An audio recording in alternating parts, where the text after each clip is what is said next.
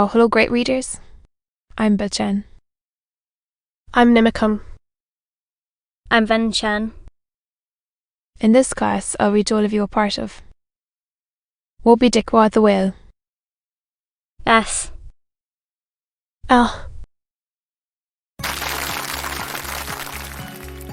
Moby-dick or the whale. Herman Melville. Chapter 13, Wheelbarrow. Next morning. One day, after disposing of the bondhead to a barber for a block, I settled my own and comrade's bill, using, however, my comrade's money. The grinning landlord, as well as the boarders, seemed amazingly tickled at the sudden friendship which had sprung up between me and Queequeg especially, as Peter Finskock and both stories about him had previously so much alarmed me, concerning the very person whom I now companied with. We borrowed a wheelbarrow, and embarking our things, including my own carpet bag, and Queequeg's canvas sack and hammock, away we went down to the Moss, the little Nantucket packet schooner moored at the wharf. As we were going along, the people stirred. Not at Queequeg so much, for they were used to seeing cannibals like him in their streets, but at seeing him and me upon such confidential terms.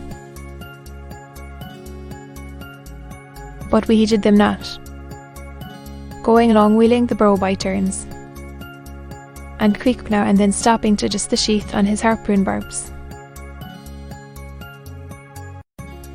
I asked him why he carried such a troublesome thing with him ashore, and whether all whaling ships did not find their own harpoons.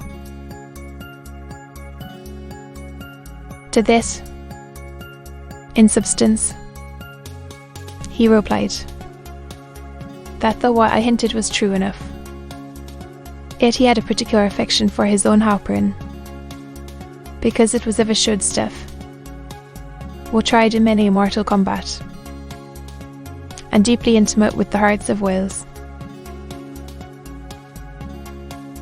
In short, like many inland prison moors, who go into the farmers' meadows armed with their own side of straw, nowise obliged to furnish them even so, Queequeg, for his own private reasons, preferred his own harpoon. Shifting the burr from my hand to his, he told me a funny story about the first wheelbarrow he had ever seen. It was in Sick Harbour. The owners of his ship, it seems, had lent him one, in which to carry his heavy chest to his boarding house.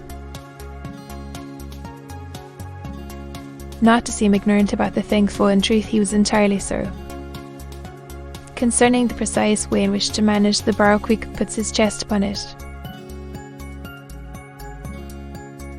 lashes it fast, and then shoulders the barrow and marches up the wharf. "Why," said I, "Queequeg, you might have known better than that, one would think." Didn't the people laugh? Upon this, he told me another story. The people of his island of Rokovogo, it seems, at their wedding feasts expressed the fragrant water of young coconuts into a large stained calabash like a punch bowl. And this punch bowl always forms the great central ornament on the braided mat where the feast is held. Now a certain grand merchant ship once touched at Rokovogo, and its commander from all accounts. A very stately punctilious gentleman.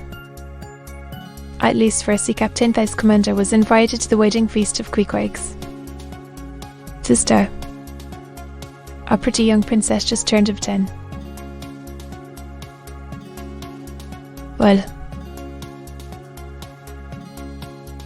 when all the wedding guests were assembled at the bride's bamboo cottage, this captain marches in, and being assigned the post of honour,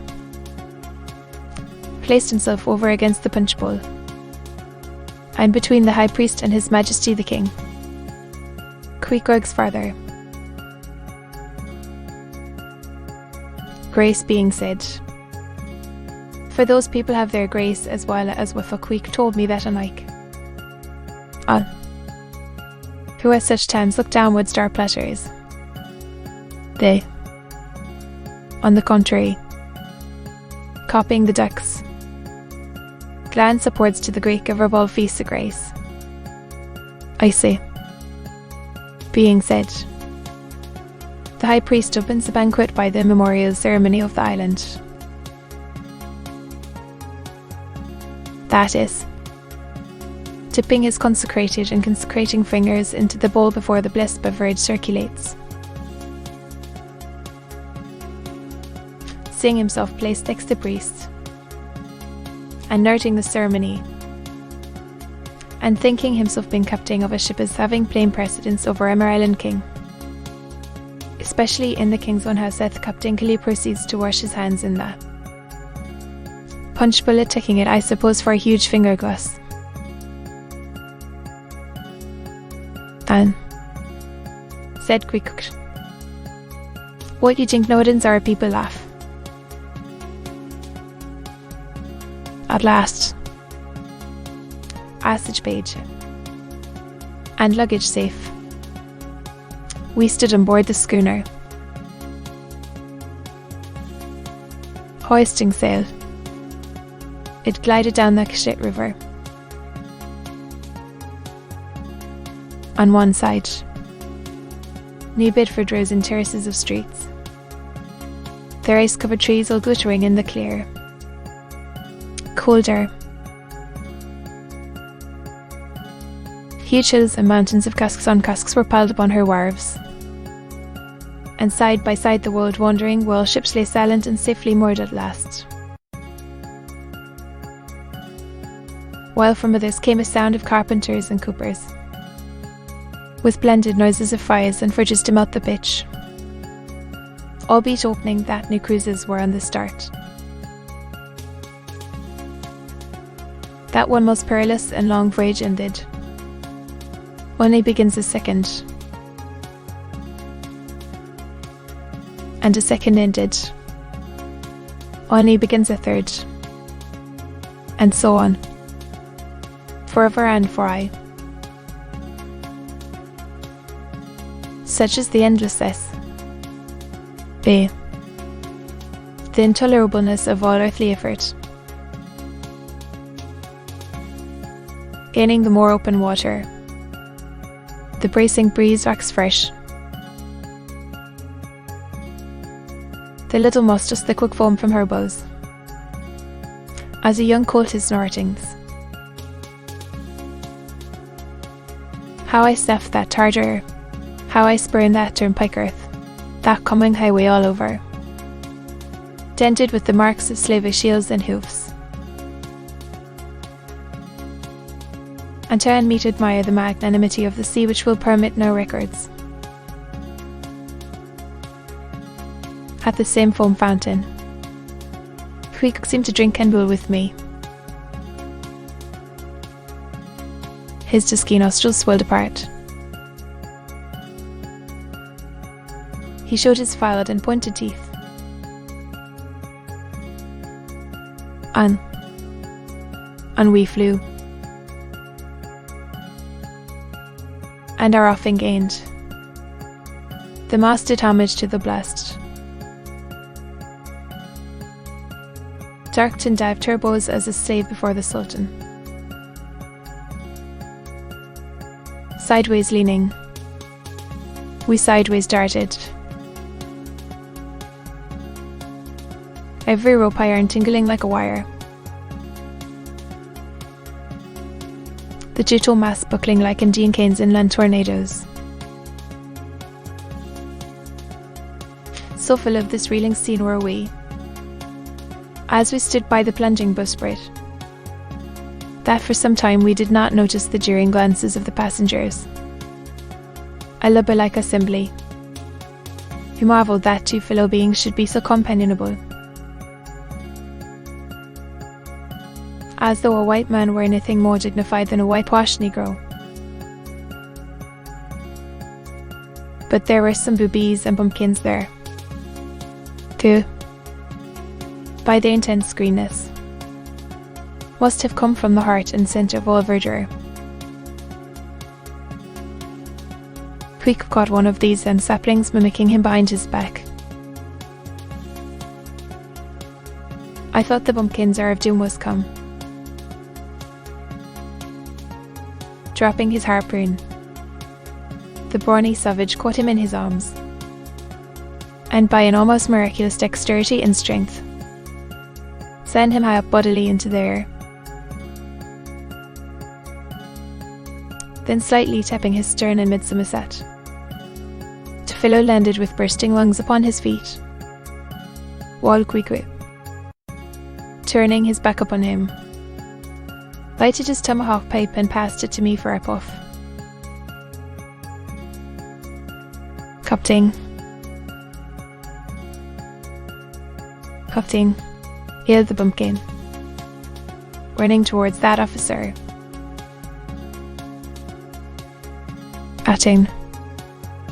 Atting, here's the devil. Hello, you sir, cried the captain. I wander above the sea, stalking after Quick. What in thunder do you mean by that? Don't you know you might have killed that chap? What him say, said Quick, as he mildly turned to me. He say, said I, that ye came near killing that man there, pointing to the still shivering greenhorn. Killy, cried Quick, twisting his tattooed face into an unearthly expression of disdain. Ah, him bevy smally fishy. Quick no killis is smally fishy. Quick killy big whale. Book you, ward the captain. I'll kill you. You can a bow. If you try any more of your tricks aboard here. So mind your eye. But it so happened just then that it was high time for the captain to mind his own eye. The prodigious strain upon the mainsail had parted the weather sheet, and the tremendous boom was now flying from side to side, completely sweeping the entire after part of the deck. The poor fellow whom Quick had handled so roughly was swept overboard. All hands were in a panic, and to attempt snatching at the boom to stay it seemed madness. It flew from right to left and back again, almost in one ticking of a watch, and every instant seemed on the point of snapping into splinters. Nothing was done, and nothing seemed capable of being done. Those on deck rushed towards the bows, and stood eyeing the boom as if it were the lower jaw of an exasperated will. In the midst of this consternation, Queek dropped deftly to his knees and, crawling under the path of the boom, whipped hold of a rope, secured one into the bulwarks, and then, flinging the other like a lasso, caught around the boom as it swept over his head. And at the next jerk, the spur was that way trapped, and all was safe. The schooner was run into the wind, and while the hands were clearing away the stern boat, Queek, stripped to the waist, darted from the side with the long living arc of a leap.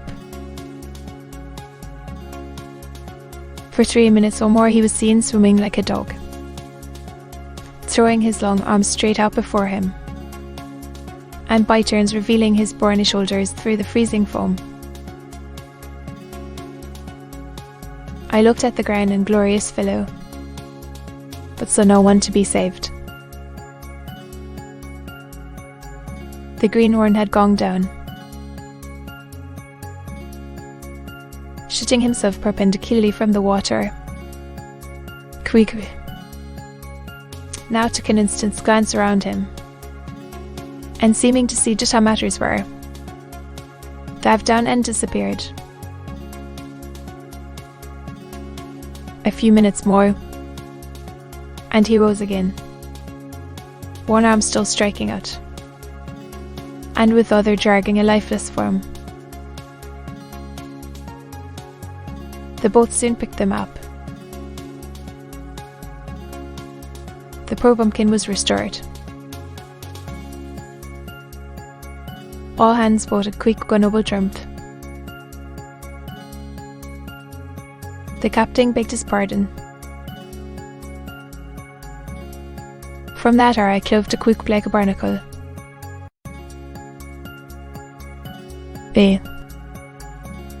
Till poor Queek took his last long dive. Was there ever such unconsciousness? He did not seem to think that he at all deserved a medal from the humane and magnanimous societies. He only asked for a weight of fresh where he took something to wipe the brine off. That done, he put on dry clothes, lighted his pipe, and leaning against the bulwarks, and mildly eyeing those around him, seemed to be saying to himself, "It's a mutual. Judstock world. In all meridians. We cannibals must help these Christians."